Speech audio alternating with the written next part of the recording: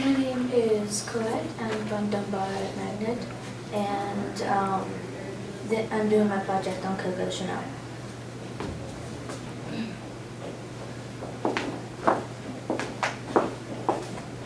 Is it ready?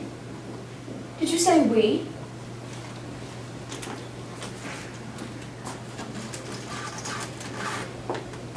Bonjour. Some of you may know me or my company, while some of you may not. I'll address myself. Je m'appelle Gabrielle Bonnier Chanel, but people know me better as Coco Chanel. I know, it is such a droll nickname. I promise to tell you how I got it, but first let me explain my biography.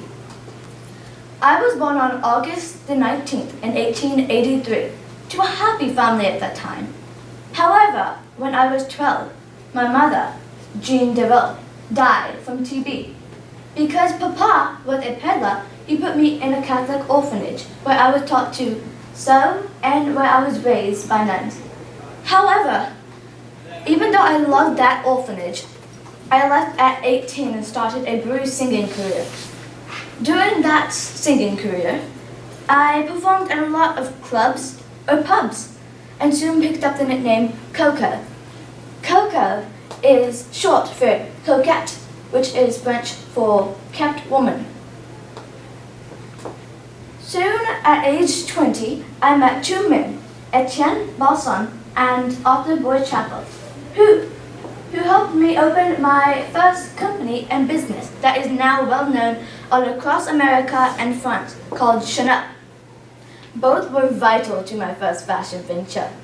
At first, though, I only sold floppy hats, which is an example of this. I later added strolled and Debile and Biarritz and started sewing clothes. Soon enough, I introduced the legendary Chanel suit, or the little black dress, let's say. I introduced the legendary Chanel suit, which is a collarless jacket and a well-fitted skirt.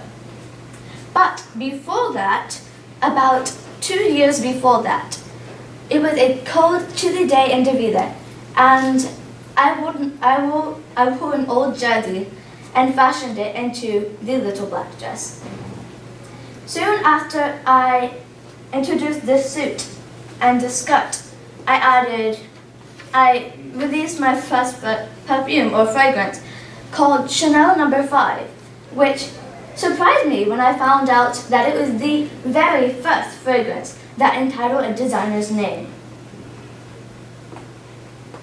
Also, at age 20, I also happened to marry the Duke of Westminster, and we are happy for our entire life. However, at age 70, I took a quick break from the fashion world, but I soon returned to the fashion world during that same year. I just needed a break. And after maybe 1 or 2 years, I gave my business to the hand of someone else to carry throughout centuries. Coco Chanel died on January the 10th in 1987.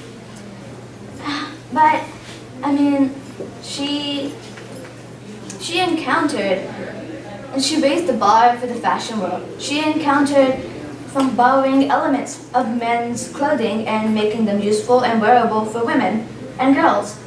Think about it. If you go on a date with your fiance, husband, boyfriend, and you're wearing a hooded jacket or a men's tuxedo, doesn't it make you feel uncomfortable? And without her invention of the Chanel suit, we probably wouldn't have these very fancy black or navy coats to wear that have button down. So, next time you go to one of her stores, think about how disordered that building would be. And if it's a website, think about how blank and weebly the website would be. And just thank her for owning that company and that building. Because without it, where would our jackets be? Where would we be? And so, yeah, her legacy lives on 1883-1972.